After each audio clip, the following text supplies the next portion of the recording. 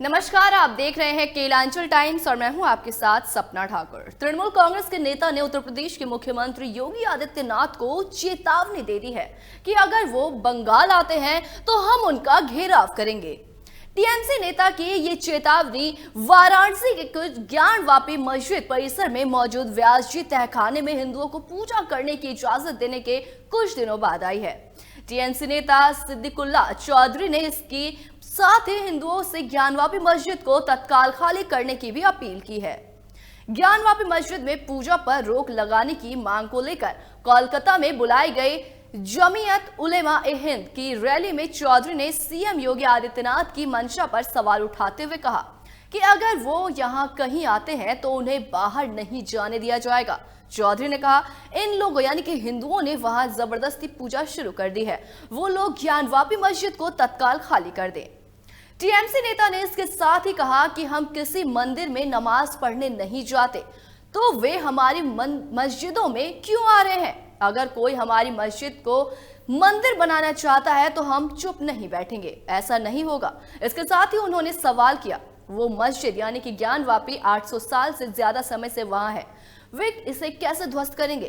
TMC नेता की ये चेतावनी वाराणसी जिला अदालत के उप फैसले के बाद आई, जिसमें उसने ज्ञानवापी मस्जिद के दक्षिणी तहखाने में पूजा की इजाजत दे दी थी।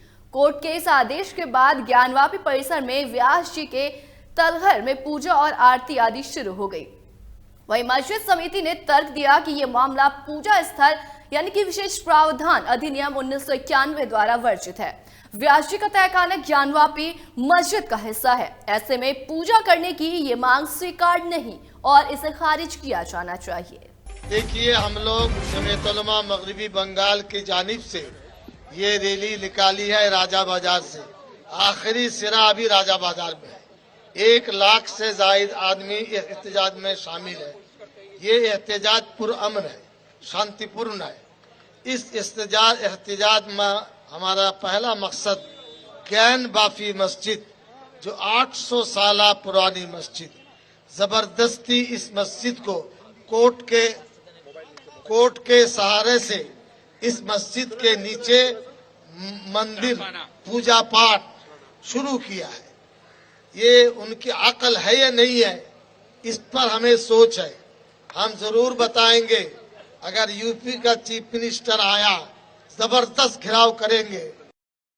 उत्तराखंड के नैनीताल जिले के हल्द्वानी शहर में बीते गुरुवार को हुई हिंसा के बाद अब भी पूरे शहर में तनाव का माहौल बना हुआ है और इसके चलते एहतियात के दौरान इस पर शनिवार को भी इंटरनेट सेवा बंद कर दी गई थी। शहर में लगाए गए कर्फ्यू के कोई ढील नहीं दी गई। हिंसा के तीसरे दिन स्कूल, कॉलेज और बाजार तीसरे दिन भी बंद है।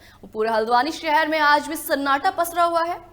उपद्रव को लेकर हल्द्वानी पुलिस अज्ञात लोगों के खिलाफ मामला दर्ज करेगी और विरोध करने वालों की फुटेज की एकत्रित की जा रही है।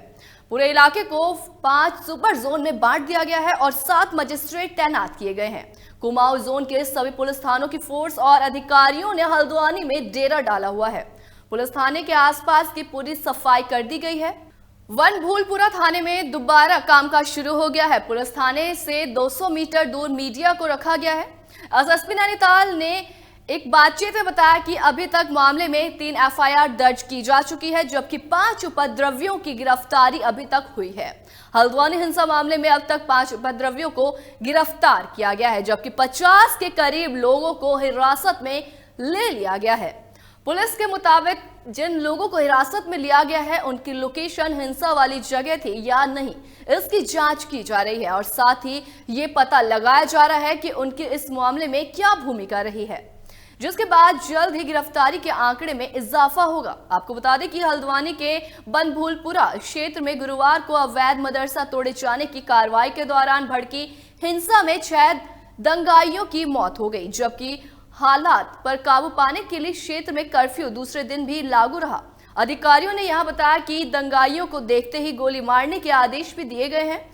घटना के लिए जिम्मेदार 4 लोगों को गिरफ्तार किया गया है, जबकि अन्य की पहचान के लिए फुटेज खंगाले जा रहे हैं। वही आपको बताएं कि हल्द्वानी के नगर पुलिस अधीक्षक हरबंस सिंह ने शुक्रवार को पीटीआई भाषा को बताया कि घटना में 6 दंगाइयों की मौत हो गई है। उन्होंने बताया कि एक पत्रकार सहित 7 लोग घायल हो गए हैं। शहर के विभिन्न अस्पतालों में उपचार चल रहा है।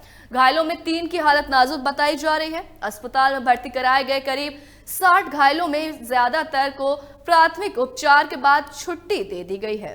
जिस प्रकार की घटना कल घटित हुई है उससे ये प्रतीत हो रहा है कि जितना ज्यादा समय दिया जाता तो अगर हम और समय देते तो ये ज्यादा हो सकता था। तो ये निर्णय सही था कि ज्यादा समय ना दिया जाए, जितना जल्दी जितना आसानी से स्मूथली इस एक्शन को किया जा सकता है उतना किया जाए। कभी बॉलीवुड के बादशाह शाहरुख खान की मुसीबत बढ़ाने वाले मुंबई एनसीबी के पूर्व जोनल डायरेक्टर समीर वानखेड़े अब खुद मुश्किलों में फंस गए हैं। ईडी ने IRS अधिकारी समीर वानखेड़े के खिलाफ केस दर्ज कर लिया है। प्रवर्तन निदेशालय ने PMLA एक्ट के तहत ये मामला दर्ज किया है और ईडी के कुछ लोगों को समन भी जारी किया गया है। एनसीबी के 3 अधिकारियों को ईडी ने अगले हफ्ते पूछताछ के लिए बुलाया है। समीर वानखेड़े के खिलाफ सीबीआई भी पहले की तरह मामला दर्ज कर चुकी है वहीं सीबीआई ने जो मामला दर्ज किया था समीर वानखेड़े और अन्य के खिलाफ उसी FIR को आधार बनाकर प्रवर्तन निदेशालय यानी कि ईडी ने PMLA एक्ट के तहत केस दर्ज किया है। ईडी ने इस मामले में कुछ लोगों के से पूछताछ की है। इतना ही नहीं, ईडी ने एनसीबी से जुड़े कुछ लोगों और अन्य लोगों को अगले वीक पूछताछ में शामिल होने के लिए मुंबई दफ्तर बुलाया है। दरअसल सीबीआई ने बीते साल समीर वानखेड़े और 4 अन्य लोगों के खिलाफ ड्रग्स मामले में शाहरुख खान के बेटे आर्यन खान को फंसाने के एवज में कथित रूप से 25 करोड़ रुपए की रिश्वत मांगने के आरोप में FIR दर्ज कराई थी। इस मामले में शाहरुख खान एंड फैमिली को बुरी तरह से फंसाया गया था। गौरतलब है कि जब शाहरुख खान के बेटे आर्यन खान ड्रग्स मामले में फंसे थे तब Sameer Wankhede narcotics control bureau के मुंबई जोनल प्रमुख थे। समीर वानखेड़े के नेतृत्व में एनसीबी ने साल 2021 में मुंबई के तट पर एक क्रूज पर छापा मारा था और आर्यन खान को पकड़ा था। इस ड्रग्स केस में आर्यन खान को करीब 4 हफ्ते तक जेल में रहना पड़ा था। हालांकि अगले साल मई 2022 में पर्याप्त सबूतों के अभाव में आर्यन खान सभी आरोपों से मुक्त हो गए थे। तो ऐसी देश दुनिया की तमाम बड़ी खबरों से जुड़ने के लिए देखते रहें केलांचल टाइम्स।